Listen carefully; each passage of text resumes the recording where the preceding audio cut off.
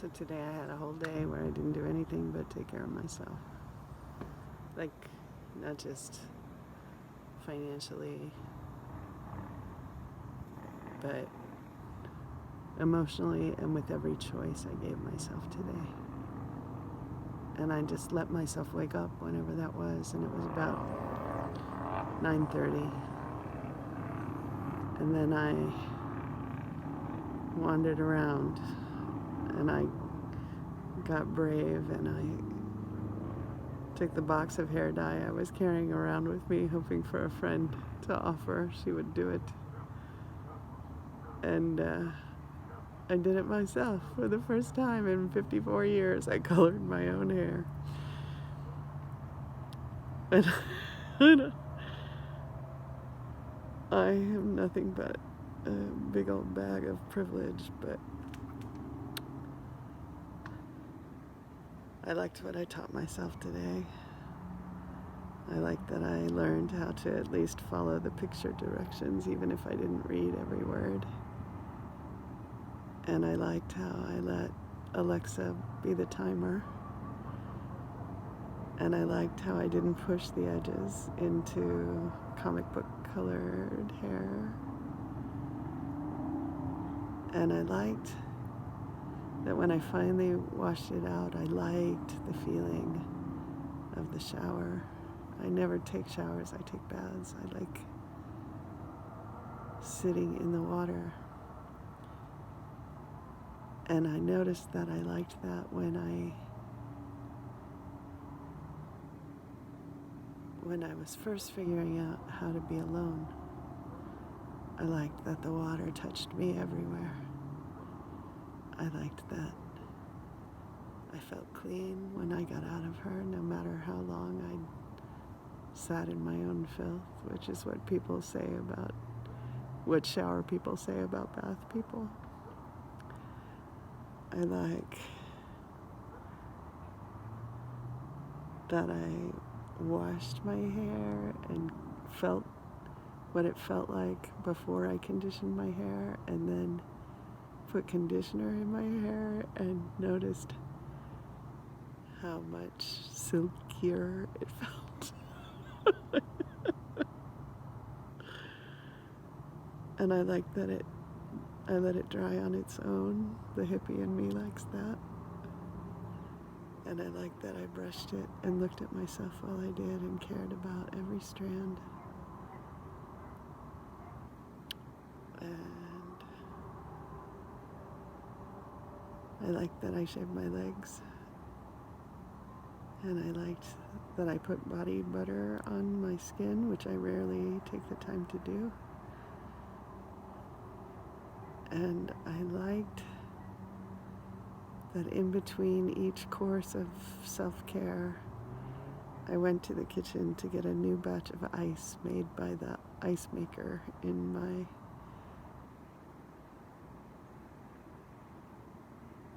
the edge that separates the Kuan Yin temple and the space where I'm still learning to feed myself, and care for myself, and pay attention to my body.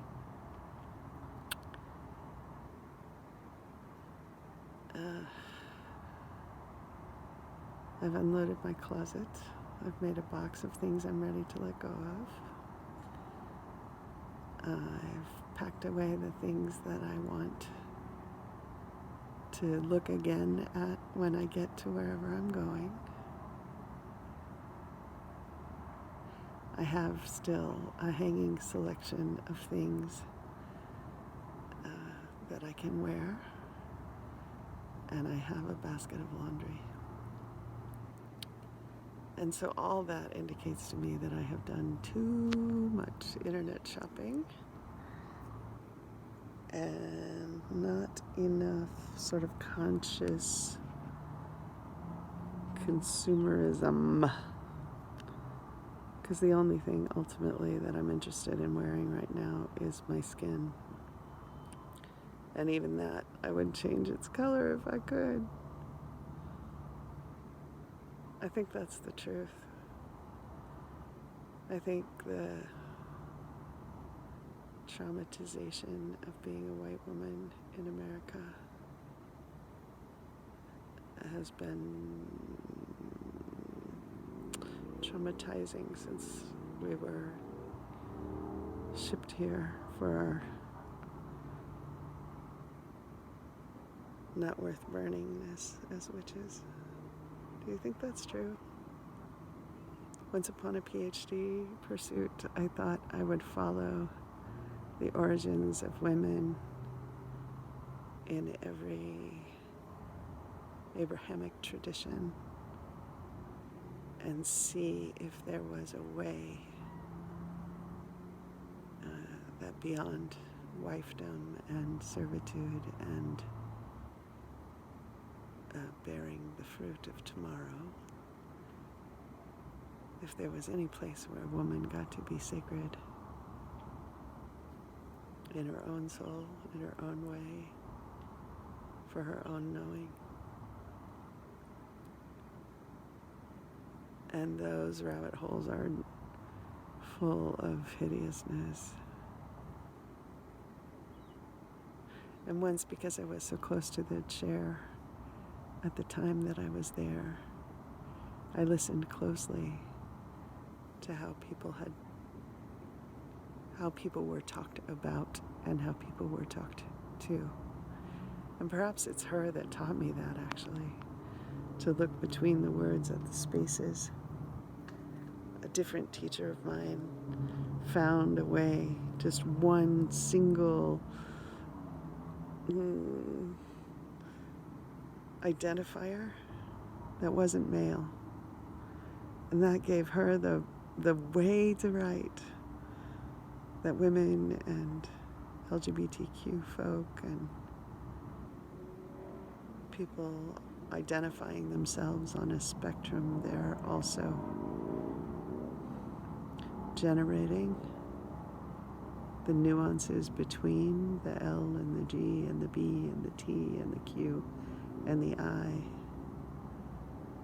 These are nuances essential to the people who are identifying the ways they are and are not a thing. Anyway, this teacher who found the pronoun, she was able to go on and write defining books that must be referenced when talking about gender and Islam. And it's my honor to think about her in this moment and this day of self-care and this sweet way, this gorgeous miracle, this incredible space of noticing the sky as it changes, the sun as she comes up and goes down, the loving ways her rays find us all and generate whatever it is that becomes life through that mix of fire in the sky and that seemingly unending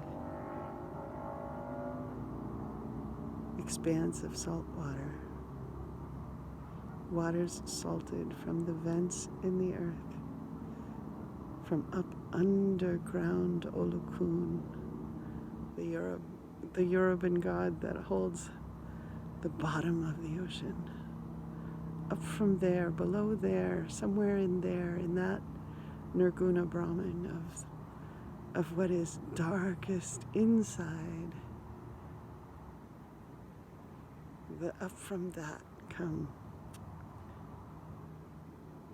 the gases that become the salt, that becomes the water, that becomes us all.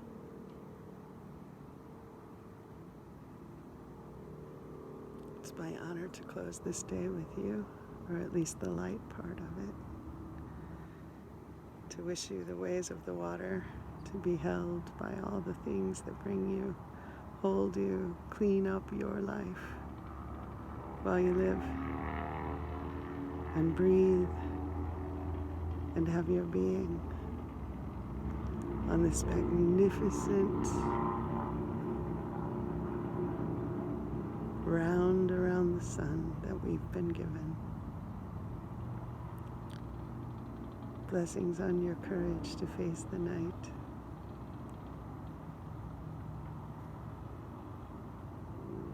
And when dawn comes, blessings on your courage to wake early enough to see some color in the sky before it turns to its blue or gray.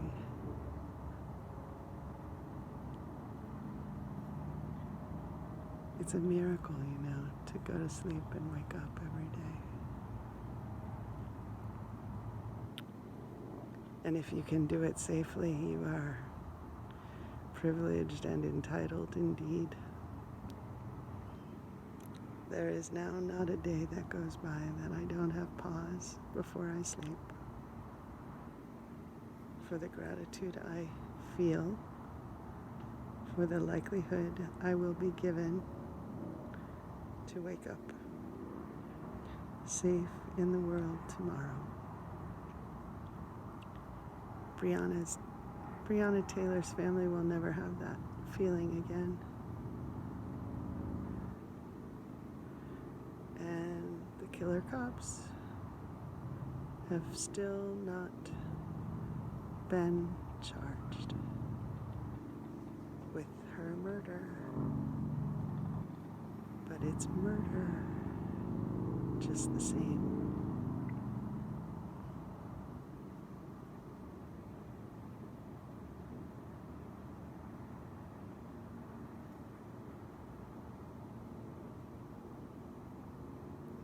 Murder is different than any other way of dying.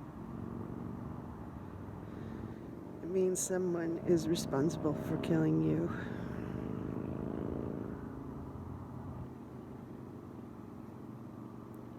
Perhaps it's the most intimate act there is. I'm not sure. I hope in my way never to know that one. But for the men and women who have had to murder another, be it on a state-sanctioned errand of war or not,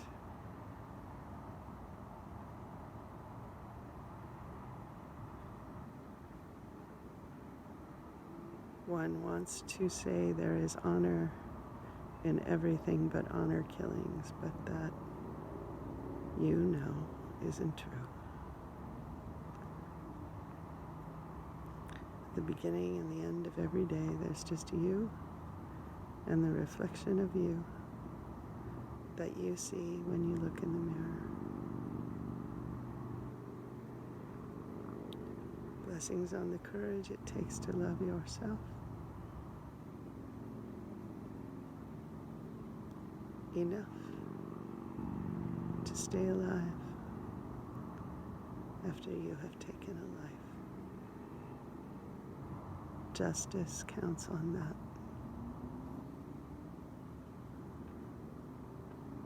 Justice counts on being able to deliver what happens in the holy, holy human forgiveness that is sometimes dispensed without warning or deserving or asking even.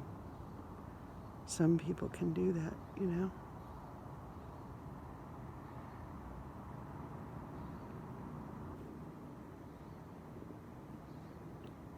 But first you gotta own what you did. You gotta own who you are now that you did it. And then you have to submit yourself to the systems of justice that exist, the way they are designed.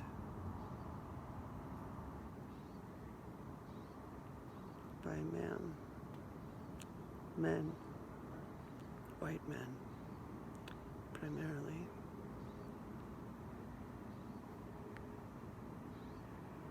Nature has a different kind of justice.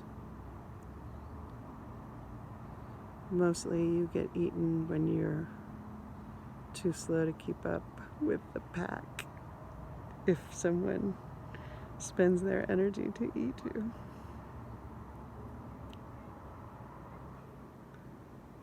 But otherwise, you usually die from eating something. Someone left out to kill something.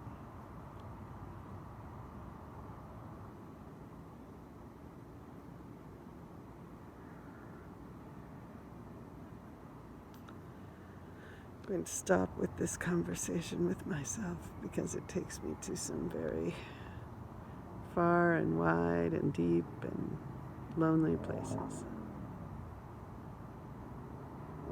And I'm going to focus on that single sailboat that you can't see, even as I shake to provide that edge of single tree down on Esplanade, where I got dressed and thought I'd go before I realized the sunset was setting fast. It happens fast, you know. The transitions between here and there, and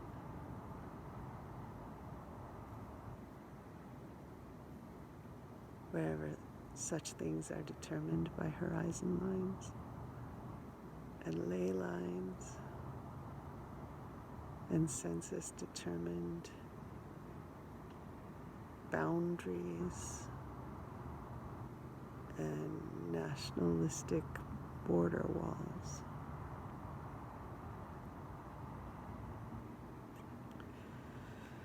Oh, beloveds,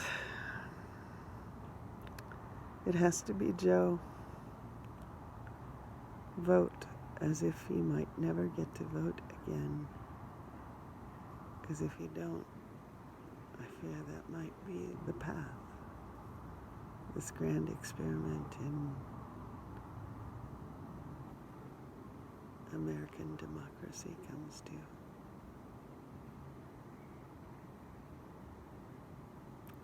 And with that, I leave you to dream the future. What will it feel like on November 4th when you wake up and you have elected one of the two options we have? One of those two options is likely to be elected. Please use your voice to vote.